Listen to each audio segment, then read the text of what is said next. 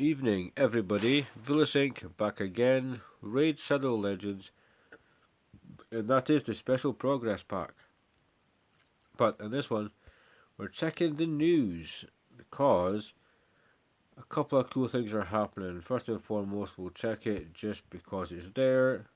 Super raids are allowing you to take advantage of Dragon's Lair, Ice Golem, Fire Knight, Spider Den, which is always good. There's always one you're kind of looking to farm, so summoning boost, not hugely interested.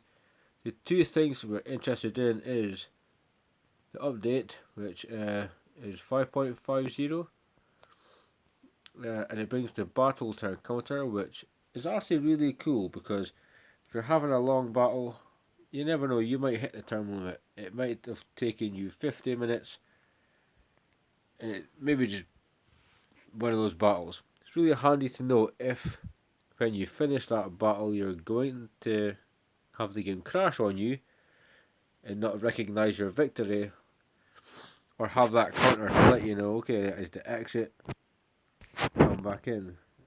So, in most battles, the turn counter, along with a notification, will be shown after you reach 1000 turns.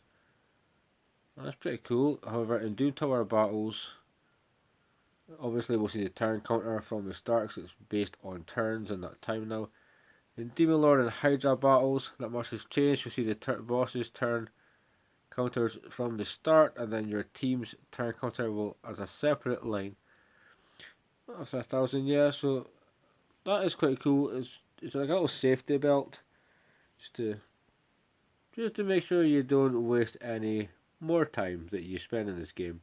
In every battle, except for Demon Lord, Hydra, and when using multi-battle mode, the game will be paused after reaching 1450 turns. You'll be able to choose whether to continue or end. That's pretty cool, because obviously if you get to 1500 turns, you lose. So to have that option, it's 1450 that you've just hit. Do you want to exit now? The answer is going to be yes. You're going to know whether it's damage you need, uh, what's missing from your team if you've taken that many turns, whether you need to change support for their DPS.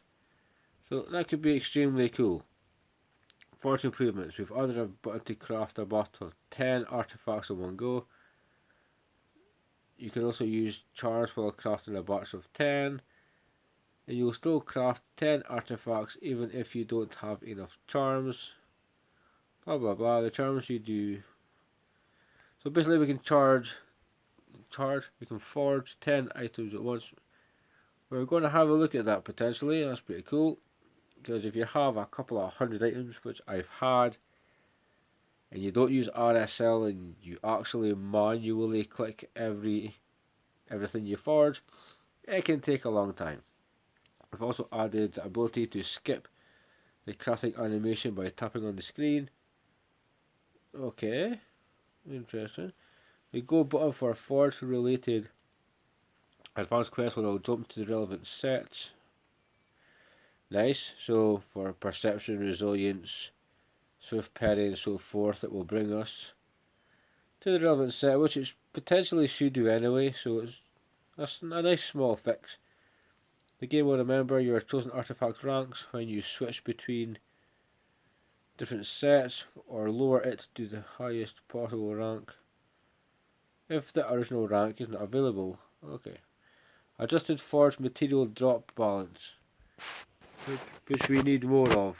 Very good point. Tag team arena update.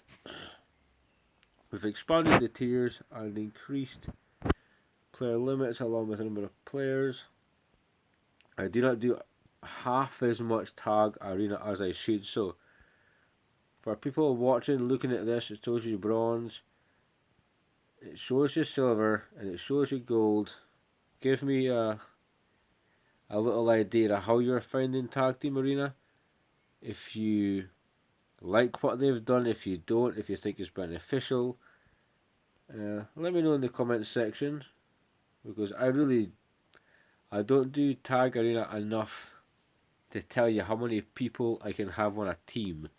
That's how much I do Tag Arena, because it's just Arena, but fucking way longer. But Neko Hunter apparently is somebody that is very good for faction wars now. I mean, he is plausible apparently for Arena. Interesting changes have happened to him. So, new version attacks one enemy, attacks all enemies if it's a crit. Interesting. Cooldown decreased on one of his moves, and he now has increased crit rate. So, I mean, if you use him, there's the possibility to have lower crit rate on your team. Add on him, to be fair, I suppose. Not the team, just him. I mean, we'll have to see how Neko Hunter gets out. He's had a really bad rap for a long time.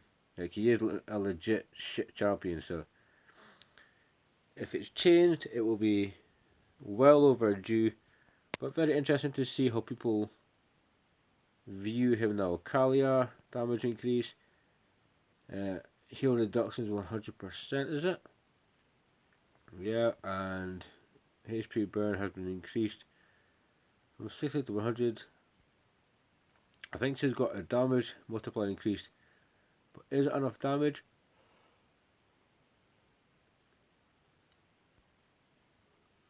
Because she never did enough damage before, so does she do Frostbringer? Still not bringing the frost.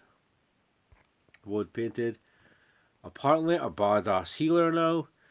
Her base speed goes to 97, which is better. Any champion at 92 is too slow for the game now. There should be like a minimum speed. It should be heightened up, because having fucking 92 is just silly. Damage multiplier changed. The damage is now based on only on HP. And Dying Fury, like a cleanse. So for a cleanse from this champion. And one random debuff from all allies. I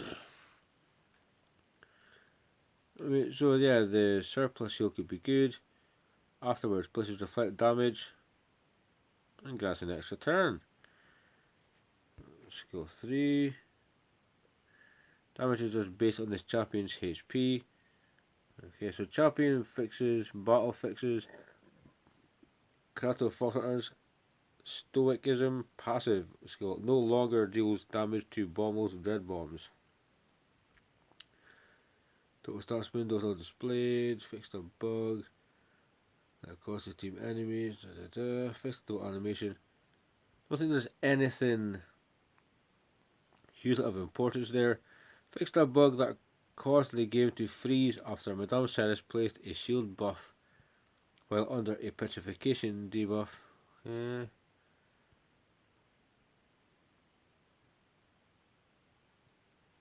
Other fixes, I'm not sure. I mean, red dot indicators.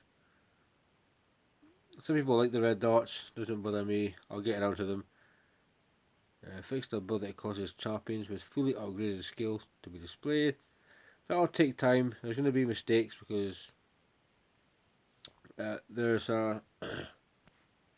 with how much money you spend elsewhere, you spend very little in certain parts of the game. So we expect these problems. We expect things to come slow. When you release something, it's like fucking Windows 1. So yeah, we expect there to be little issues there. Claim all platinum rewards. Forge Pass Daily Challenge will only be completed after you claim. Well, look, I haven't claimed anything from the Forge Pass because it's shite. And that kind of looks like it. So, champion fixes, some rebalancing of champions, and some new features like the Tag Arena and Tag Counter and so forth. Very interesting. I want to know your thoughts on that down below and how you feel about update 5.50. Expect a video talking about this champion. He looks badass. Bivald of the Thorn. You know, a lot of people are saying he looks pretty good. He does look pretty good. But the question is, do we jump in? Do we go for him? do we kick some ass? Guys, I need your help on that one. So what we're going to do is, we are going to drop it here. I'm going to ask you for your feelings on 5.50 and all the features involved in it. Drop comments as you normally do. I will respond. Let me know how the champion rebalances and like, have Plarium done good this time with the update? Let me know. Stay safe, keep on raiding, and I'll see you soon.